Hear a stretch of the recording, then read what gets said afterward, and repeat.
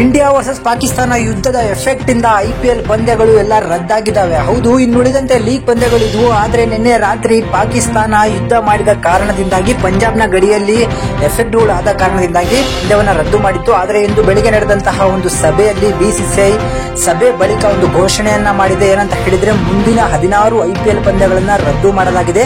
ಸಂಪೂರ್ಣವಾಗಿ 2025ರ 18ನೇ ಸೀಸನ್ ಅನ್ನ ಸಂಪೂರ್ಣವಾಗಿ ರದ್ದು ಮಾಡಲಾಗಿದೆ ಅಂತಾನೂ ಕೂಡ ಹೇಳಲಾಗಿದೆ. ಸೊ ಇದರಿಂದಾಗಿ ಪಾಕಿಸ್ತಾನದವರು ಎಲ್ಲರೂ ಕೂಡ ಇಂಡಿಯಾ ಪಾಕಿಸ್ತಾನಕ್ಕೆ ಹೆದರಿ ದೊಡ್ಡ ಒಂದು IPL ಟೂರ್ನಿಯನ್ನೇ ರದ್ದು ಮಾಡಿದೆ ಅಂತಾನೂ ಕೂಡ ಕಮೆಂಟ್ ಹಾಕಿದ್ದಾರೆ. ಸೊ ರಾತ್ರೋರಾತ್ರಿ ಪಂದ್ಯಗಳು ರದ್ದಾಗಿದ್ವು. ಬೆಳಗ್ಗೆ ನಾವು ಒಂದು ಮೀಟಿಂಗ್ ಅನ್ನ ಮಾಡಿ ಮುಂದಿನ ಪಂದ್ಯಗಳ ಬಗ್ಗೆ ಭವಿಷ್ಯವನ್ನ ಹೇಳ್ತೀವಿ ಅಂತಾನೂ ಕೂಡ ಹೇಳಿದ್ರು. ಅದರಂತೆ ಕ್ರಿಕೆಟ್ ಪ್ರಿಯರಿಗೆ ಒಂದು ಕಹಿ ಸುದ್ದಿಯನ್ನ ಈಗ BCCI ಕೂಡ ಕೊಟ್ಟಿದೆ.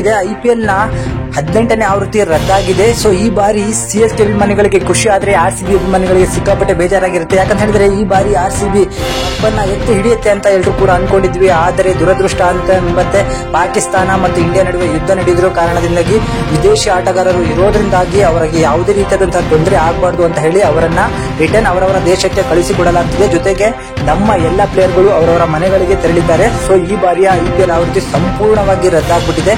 ಸೊ ಮೊದಲನೇ ಬಾರಿ ಈ ತರ ಒಂದು ಯುದ್ಧಕ್ಕಾಗಿ IPL ರದ್ದಾಗ್ತಿರೋದು ಇದು ಇಂಡಿಯಾದಲ್ಲಿ. ಸೊ ನಿಮ್ಮ ಅನಿಸಿಕೆ ಕಮೆಂಟ್ ಮಾಡಿ.